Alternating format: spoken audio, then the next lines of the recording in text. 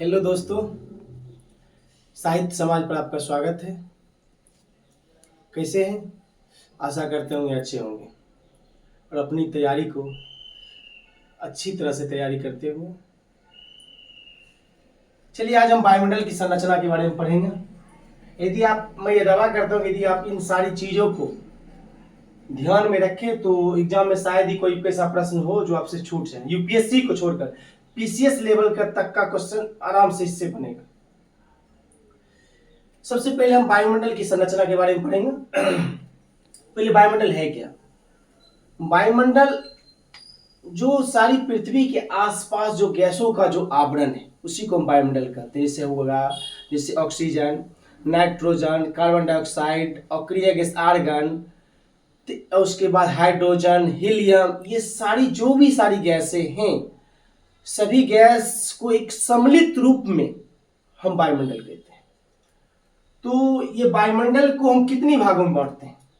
वायुमंडल का संरचना के बारे में पढ़ेंगे। वायुमंडल बना कैसे, इसका क्या स्ट्रक्चर है। तो वायुमंडल जो है मुख्य रूप से वायुमंडल को 5 भागों में बांटा गया। क्षोभ मंडल, समताप मंडल, मध्य मंडल, तापमंडल, वायुमंडल।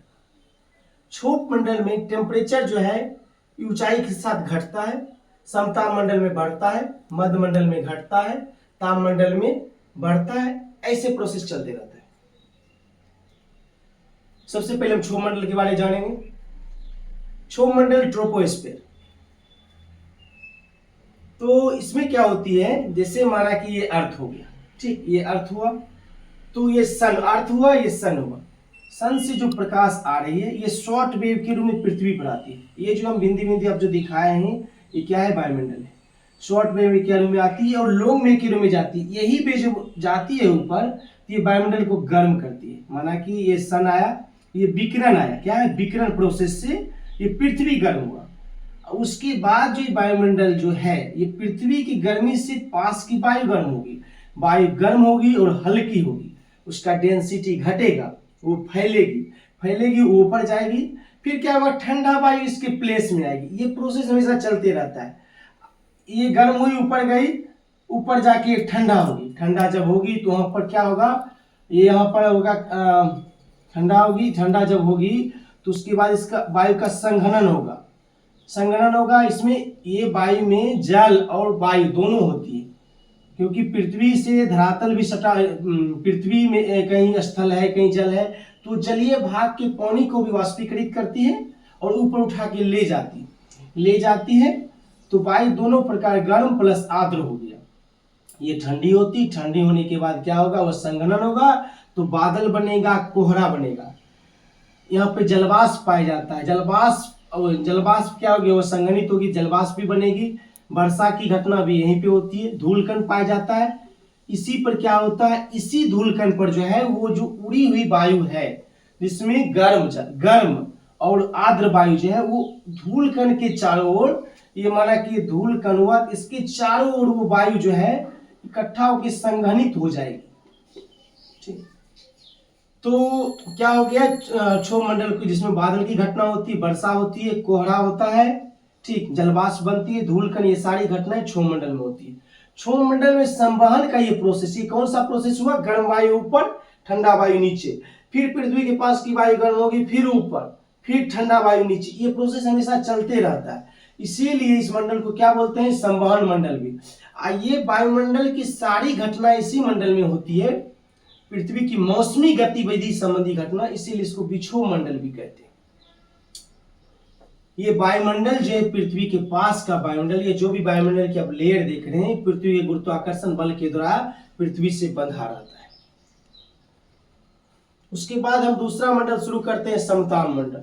समताप मंडल में वायुयान उड़ाने की आदर्श दशा पाई जाती है। क्यों पाई जाती है? इसके निचले हिस्से में रीजन इसका यही है क्योंकि इसमें किसी प्रकार का विक्षोभ नहीं होता है, न बादल बनता। आप देखिएगा बादल के समय वो उसका जो क्या कहते हैं क्रू मेंबर जो होता है, ठीक, उस क्रू मेंबर, जहाज का जो क्रू मेंबर होता है प्लेन का, वो अनाउंस करता है मौसम खराब है, उससे वो अलर्ट जारी करता है, उससे बचने की सलाह देता है। तो उस केस में जो वायुयान के लिए जो आदर्श दशा है यही मंडल है जिसमें वायुयान आराम से उड़ेगा, कोई डिस्टरबेंस नहीं। इसी समताप मंडल में 20 से 35 किलोमीटर का जो एरिया है।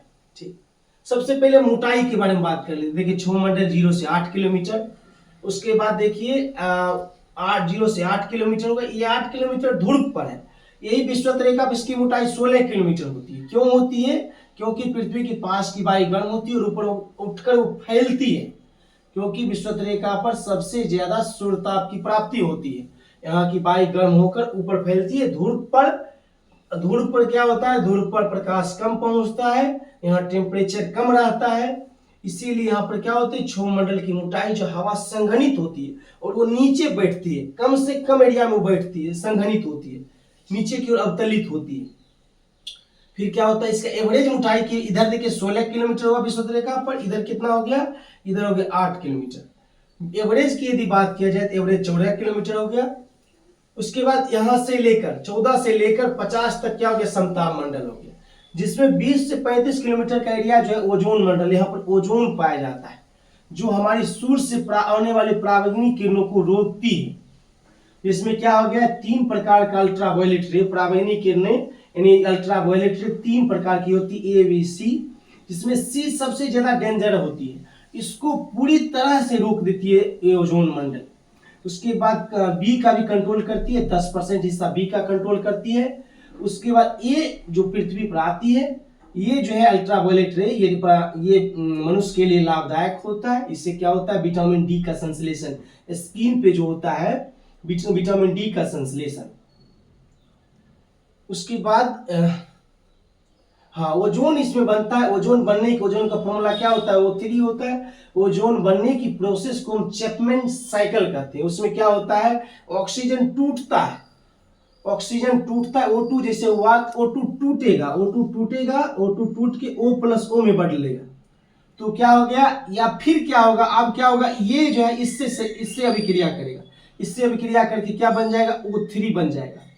इस प्रोसेस को हमेशा बनते रहता है। फिर क्या होगा, ये टूटेगा, इस पे टूटेगा, अल्ट्रावायलेट रे जब पड़ती है, इस पड़ती है, फिर टूटेगा, टूट के फिर ऑक्सीजन बनेगा, फिर ऑक्सीजन से फिर ओजोन, ऑक्सीजन से ओजोन, ओजोन से ऑक्सीजन, ये बनने की प्रोसेस हमेशा चलते रहते हैं ओजोन की। इसको बोलते हैं हम चैपमैन साइकिल। ओजोन के संरक्षण के लिए कई अंतर्राष्ट्रीय समझौता भी किया गया है, जैसे वियना कन्वेंशन, उसके बाद मॉन्ट्रियल समझौता, किगाली समझौता, ये सब ओजोन के लिए, ओजोन संरक्षण के लिए। समताप मंडल में ही एक क्या पाई जाती है, एक क्या कहते हैं, बादल पाया जाता है। इसमें मुख्य रूप से इसमें वर्षा वाले बादल एक भी नहीं पाए जाते, लेकिन एक विशेष प्रकार की बादल पाया जाता है जिसको बोलते हैं ध्रुवीय समताप मंडलीय बादल। ये ओनली ध्रुव के ऊपर दिखाई पड़ती है, वो समताप मंडल के क्षेत्र में। इसका इंग्लिश होता है पोलर स्ट्रेटोस्फेरिक क्लाउड, इसको दूसरा नाम न्यूक्लियस क्लाउड भी है। ये -76 डिग्री सेंटीग्रेड टेम्परेचर के आसपास जब होता है वहां का टेम्परेचर, तब उस केस में ये बनता है। आइए देखिए, यूवीसी जो है स्किन कैंसर होती है, इसका बचाव करते हैं कौन मंडल, ओजोन मंडल। कोई अगले बात, उसके बाद हम आगे बढ़ते हैं मध्यमंडल की ओर। मध्यमंडल में क्या होती है, उल्का जल जाती है, उल्का जलती है। उसके बाद उल्का जलती है, इसमें नॉक्टिलुसेंट बादल पाया जाता है। क्या पाया जाता है, नॉक्टिलुसेंट बादल, एक विशेष प्रकार का बादल। जब -120 डिग्री सेंटीग्रेड के आसपास टेम्परेचर होती है तो इसमें नॉक्टिलुसेंट बादल पाया जाता है। देखिए क्षोभ मंडल में क्या होता है, ऊंचाई के साथ टेम्परेचर में कमी होगा, समताप मंडल में वृद्धि होगा। समताप मंडल की ऊपरी सीमा पर जाके 0 डिग्री सेंटीग्रेड, मध्य मंडल में फिर से कमी होता है, यहाँ पर 120 डिग्री माइनस में चल जाता है। इस केस में यहाँ नॉक्टिलुसेंट बादल का निर्माण होता है। अब आगे का मंडल देख लीजिए, इसका देख लिया 88 से 640 की ओर है। ये हो गया तापमंडल, थर्मोस्फीयर, इसको आयन मंडल भी कहते हैं। क्यों कहते हैं, यहाँ गैसेज होती है आयनीकृत रूप में होती है। यहाँ पर एक्स और गामा रे, ये गामा रे का एक्स और गामा रे दोनों किरणों का अवशोषण होता है, जिससे कारण यहाँ क्या होती है, किरणों के अवशोषण होने के कारण वो वायुमंडल का टेम्परेचर बढ़ जाता है। यहाँ रेडियो तरंग, यहाँ यही मंडल से, क्योंकि गैसें आयनीकृत रूप में होती है, इसीलिए वहां से रिफ्लेक्ट हो जाती है, एक पॉजिटिव चार्ज एक निगेटिव चार्ज वहां से रिफ्लेक्ट होकर नीचे की ओर आ जाती है। तो जो भी जैसे पृथ्वी से हम जैसे मोबाइल हम चला रहे हैं तो उसका जो वेव जो है वो तापमंडल से होकर रिटर्न आती है। इसमें क्या होती है, एक अलग प्रकार की ज्योतियां दिखाई पड़ती है। उत्तरी ध्रुव पर ऑरोरा बोरियालिस और दक्षिणी ध्रुव पर ऑरोरा ऑस्ट्रेलिस। इसके बनने का भी कारण क्या है, इसमें गैसें आयनीकृत रूप में होती है। आयनीकृत जब गैसें होती हैं तो क्या होती है, जब तो गैस जो है, गैस से एक विशेष प्रकार की लाइट निकलती है जिसे बोलते हैं ऑरोरा बोरियालिस। गैस यानी चार्ज होगा, चार्ज होगा तो एक अलग प्रकार की, जैसे आप देखिए, जैसे करेंट जहाँ स्पार्क होता है वहां पर एक अलग प्रकार की नीली कलर की एक लाइट निकलती है।